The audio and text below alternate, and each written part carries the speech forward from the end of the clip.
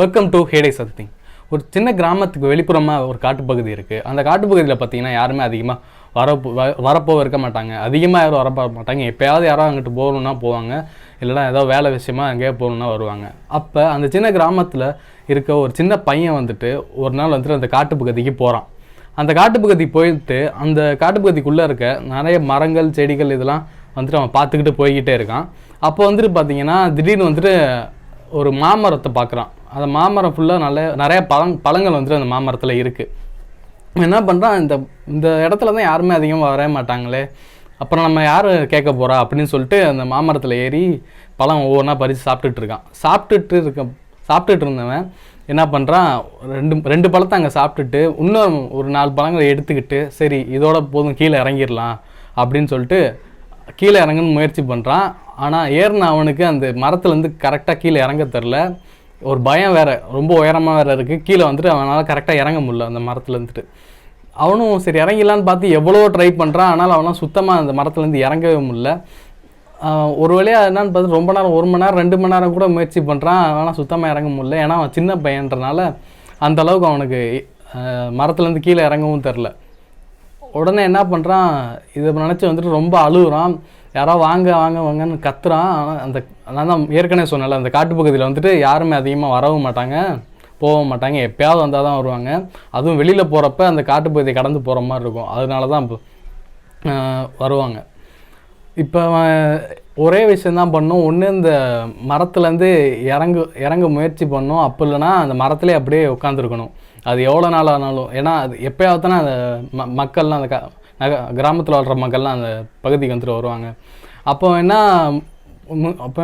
பண்ணணுன்னு பார்க்குறான்னா, முடிஞ்ச அளவுக்கு நம்ம நல்லா சத்தமாக கத்தி பார்ப்போம். ஏன்னா எப்படியாவது யாராவது ஒருத்தனாக வந்துட மாட்டாங்களா அப்படின்ட்டு முடிஞ்ச அளவுக்கு ஒரு கத்துறான். 1 மணி நேரம் ஆச்சு, 2 மணி நேரம் ஆச்சு, 3 மணி நேரம் கூட ஆச்சு. அப்பையும் வந்து யாருமே வரல அந்த இடத்துக்கு. கடைசியாக என்ன ஆகுதுன்னு பார்த்தீங்கன்னா, சாயந்தரம் நேரம் ஆயிடுது. அவன் அப்போ உட்காந்து அழுதுகிட்டு இருக்கான். எனக்கு இங்கேருந்து என்ன பண்ணுறேன்னு தெரில, இந்த காட்டிலே இருந்து வீட்டுக்கு போகாமல் முடியாமல் போயிருமே அப்படின்னு சொல்லிட்டு அழுதுட்டு அப்படியே அந்த மரத்துங்களே அப்படியே உட்காந்துருக்கான்.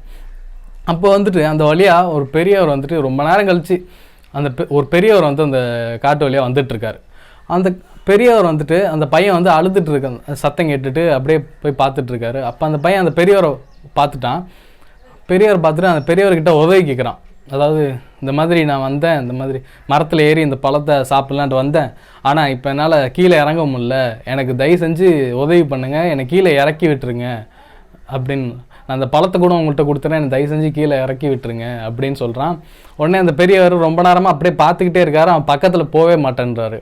அந்த பையனுக்கு என்னென்னா மறுபடி கத்துறான், பெரியவர் தயவு செஞ்சு வந்துட்டு எனக்கு ஹெல்ப் பண்ணுங்க, என்னால் கீழே இறங்க முடியல, எனக்கு கீழே இறக்கி விடுங்க, ஏதாவது உதவி பண்ணுங்க, இல்லைனா வேறு யாரையாவது கூப்பிடுங்க, ஊரில் இருந்துட்டு நம்ம கிராமத்துலேருந்து கூப்பிடுங்க, என்னால் சுத்தமாக இங்கேருந்து இறங்கவே முடியல அப்படின்னு அந்த பெரியவர்கிட்ட வந்து கெஞ்சுறான். ஆனால் அந்த பெரியவர் அப்படியே பார்த்துக்கிட்டே இருக்கார்.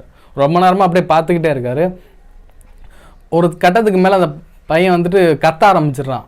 நான் உங்கள்கிட்ட எவ்வளோ நேரம் கேட்டுட்ருக்கேன், நீங்கள் அப்படியே இருந்துகிட்டே இருக்கீங்களே அப்படின்னு சொல்லிட்டு அந்த பெரியவரை பார்த்து கத்த ஆரம்பிச்சிடறான் மரத்துலன்ட்டு. அப்போ அந்த பெரியவர் என்ன பண்ணுறாரு, அந்த பையன் கத்தினதுக்கப்புறம் கல்லை தூக்கி எரிஞ்சிட்டு, அதாவது ஒவ்வொரு கல்லாக பார்த்தீங்கன்னா அந்த பையன் மேலே கல்லை தூக்கி எரிஞ்சிட்டு இருக்காரு.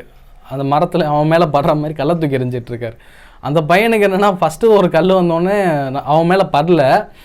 ஆனால் பையன் அதிர்ச்சி ஆகிட்டான். என்ன ஒரு ஹெல்ப் பண்ண சொன்னால் அப்படியே நிற்கிறாரு, கத்தினதுக்கப்புறம் கல்லை தூக்கி எறிகிறாரு அப்படின்னு பார்த்துட்டு அவர் இன்னொரு கல்லையும் தூக்கி எறிகிறாரு. அப்பையும் பார்த்தீங்கன்னா பயந்து போயிடுறான். என்ன எதுக்கு என் மேலே கல்லை தூக்கி எறிகிறீங்க, நான் அவனை ஹெல்ப் பண்ண தானே சொல்கிறேன் அப்படின்னு.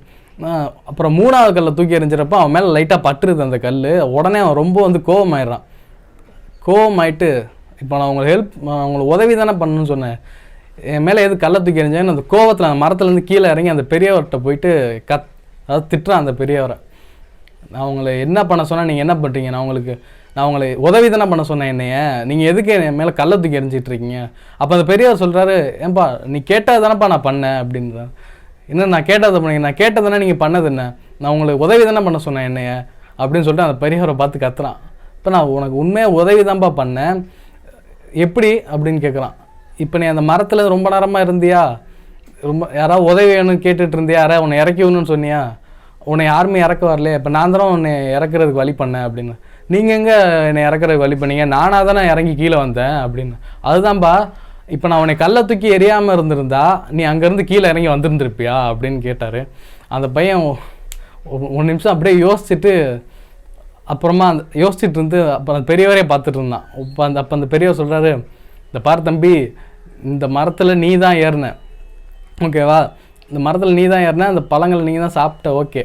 ஆனால் இப்போ நீ கீழே இறங்குறதுக்கு உன்னால் முயற்சி பண்ண முடியும்ன்ட்டு உனக்கே தெரியாமல் போச்சு பார்த்தியா. இவ்வளோ நேரம் நீ அதை நினச்சி அழுதுகிட்டே இருந்த, எல்லாரையும் பார்த்து கத்திட்டு இருந்த, ஆனால் யாருமே வரல. இப்போ நான் வந்து உனக்கு வந்துட்டு இப்போ இந்த விதத்தில் உனக்கு சொல்கிறேன், அதாவது நான் வந்தனால தான் உன்னை பார்க்க முடிஞ்சு, இப்போ கள்ளத்துக்கு எரிய முடிஞ்சு, உன்னை காப்பாற்ற முடிஞ்சு. இப்போ நானும் வரலன்னா நீ நாள் கணக்காக இல்லை, மாத கணக்கில் கூட நீ இங்கே தான் இருந்திருப்ப. உன்னால் முடியாது, மரத்தில் கீழே இறங்க முடியாது அப்படின்னு நினச்சிட்டு இங்கே தான் இருந்திருப்ப. உனக்கு என்ன வேணால் கூட ஆயிருந்துருக்கலாம். ஆனால் இப்போ நான் இந்த கல்லை தூக்கி எரிஞ்சோடனே உன் மனசில் இங்கே இருந்தால் உனக்கு ஆபத்து அப்படின்னு உனக்கு தெரிஞ்சுட்டு கீழே இறங்கி வந்தில்ல, அதுதான் உன்னோட முயற்சி. இதே மாதிரி எல்லா நேரமும் யாரும் வந்து யாருக்கும் ஹெல்ப் பண்ணிகிட்டு இருக்க மாட்டாங்க. அதனால் உன்னால் என்ன முடியும்னு உனக்கே தெரியும். அது உனக்கே தெரியாமல் இருக்கிறனால தான் நீ பயந்து மற்றவங்களை கூப்பிட்ட.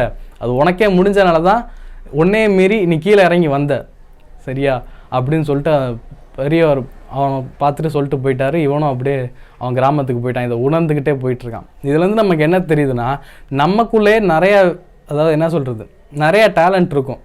ஆனால் நம்ம எதையுமே யூஸ் பண்ணாமல் நம்ம மற்றவங்கள்ட்ட கேட்டுட்ருப்போம் எல்லாத்தையுமே. எந்த ஒரு விஷயம் இது எப்படி, அதை எப்படி பண்ணும் அப்படின்ட்டு நிறையா கேட்டுட்ருப்போம். இதனால் வந்துட்டு நம்மளோட டேலண்ட் என்னன்னு நமக்கே தெரியாமல் போயிடும். ஒரு கட்டத்துக்கு மேலே நம்ம வந்துட்டு இவனா நம்ம எல்லார்ட்டையும் கேட்டு தான்ப்பா எல்லா விஷயத்தையும் பண்ணிகிட்டு இருப்பான் அப்படின்ற மாதிரி நம்மளோட பேர் அப்படியே உங்களுக்கு ஃப்ரேம் ஆயிரும், ஓகேவா. அதனால் என்ன இந்த கதை மூலயமா என்ன தெரியுதுன்னா, இந்த மாதிரி நமக்குள்ளே தெரியாமல் நம்ம டேலண்ட் இருக்கும். அந்த டேலண்ட்டை நம்மளாக எப்படி வெளில கொண்டு வரோம், நம்மளோட முயற்சியில் எப்படி கொண்டு வரோம், அதுதான் முக்கியம். ஏன்னா அந்த பெரியவர் வந்து அந்த சின்ன பையனுக்கு ஹெல்ப் பண்ணார்ல, அது மாதிரி வந்துட்டு நம்ம வாழ்க்கையில் நமக்கு தேடி வந்தெல்லாம் யாரும் ஹெல்ப் பண்ணிகிட்டு இருக்க மாட்டாங்க. நமக்கு அத்தனால யாரும் ஹெல்ப் பண்ண மாட்டாங்க. நம்ம தான் நமக்கு உண்டான டேலண்ட் என்னவோ அதை கண்டுபிடிச்சிட்டு நம்ம மேலே வர பார்க்கணும். அதுதான் இந்த கதையோட ஒரு மாரல். ஓகே, இதுதான் இன்றைக்கி வந்து டாபிக். இது வந்து எல்லாருக்கும் வந்து ஒரு நல்ல மாரலாக இருக்கும் அப்படின்னு நினச்சி தான் அதை சொன்னேன், வேறு எதுவும் இல்லை. Until the time, signing off with Sadish sir. Thank you.